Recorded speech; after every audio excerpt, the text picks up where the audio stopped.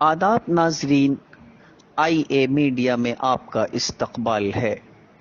खबर है शोबे तालीम के हवाले से। मोहतरम नाजरीन, राजधानी भोपाल में 25 सितंबर बरोज़ इतवार दोपहर 2 बजे रियासती आज़ाद स्कूल मेहमान टीचर तंजीम यानी गेस्ट टीचर्स ने प्रेस कॉन्फ्रेंस की, जिसमें उन्होंने रियासती हुकूमत से मुतालबा किया कि मेहमान टीचर्स का मुस्तकबिल अंधेरे में है।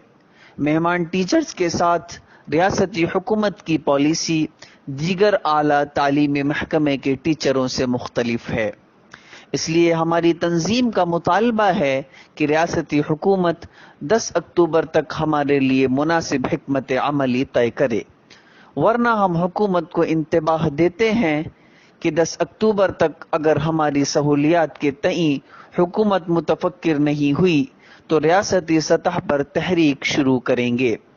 इस दौरान अगर किसी किस्म की कोई परेशानी लाहिक होती है तो इसकी जिम्मेदार खुद रियासती हुकूमत होगी।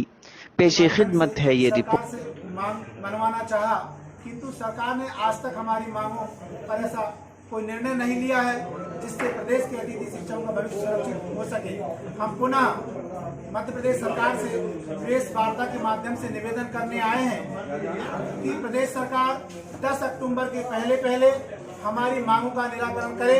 प्रदेश के अतिथि शिक्षकों की विभागीय पात्रता परीक्षा प्राथमिक, माध्यमिक, उच्च माध्यमिक शिक्षकों के पदों पर आयोजित करे और हमारा भविष्य सुरक्षित करे। इस हेतु कोई ठोस निर्णय ले, ठोस नीति बनाए और आदेश निर्देश जारी करे।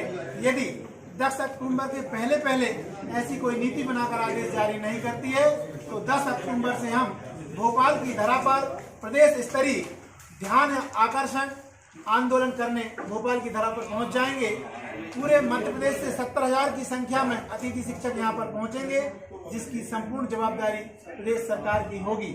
हम यहां पर हमारी मांगे हैं, हमारा पदस्थायित्व होना चाहिए, विभागीय पात्रता परीक्षा लेकर हमें नियमितीकरण मिलना चाहिए।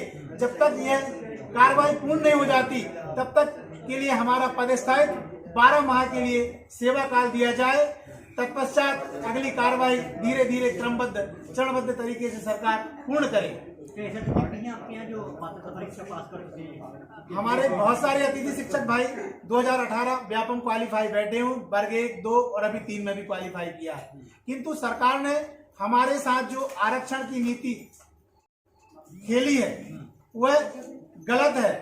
जो पहले हमारे साथ सरकार के साथ बैठ के वार्ता हुई थी उसमें तय हुआ था कि हमें 25 अंक बोनस के परीक्षा उत्तीर्ण करने पर दिए जाएंगे, किंतु उस 25 अंक के बोनस का आदेश जारी करने के बाद सरकार ने अपना रुख बदल ली और उसको 25% कोटा में निश्चित कर दिया, जिससे हमारा जो SC, ST, OBC जनरल का कोटा होता है उस कोटे से हमें हटाकर सिर्फ अतिथि शिक्षकों का 25% कोटे में समेट कर रख दिया, जिसमें हमारे जो अतिथि शिक्षक भाई जिनकी मेरिट सूची में उन्होंने उत्तीर्ण किया उनका तो वो कोटे में रहते ना रहते तो भी उनका होना था, जनरल कोटे से हो जाता, लेकिन ऐसे लोगों का अतिथि शिक्षक कोटे से चयन कर लिया गया जिनको उसकी आवश्यकता ही नहीं थी। और जो आज 75% अंकों के साथ अपनी परीक्षा उत्तीर्ण करके बैठे हुए हैं, 75 अंकों में हमारा उत्तीर्ण माना गया है, तो 75 अंकों से हमने उत्तीर्ण किया है। ऐसे अतिथि शिक्षकों को कोई लाभ नहीं मिला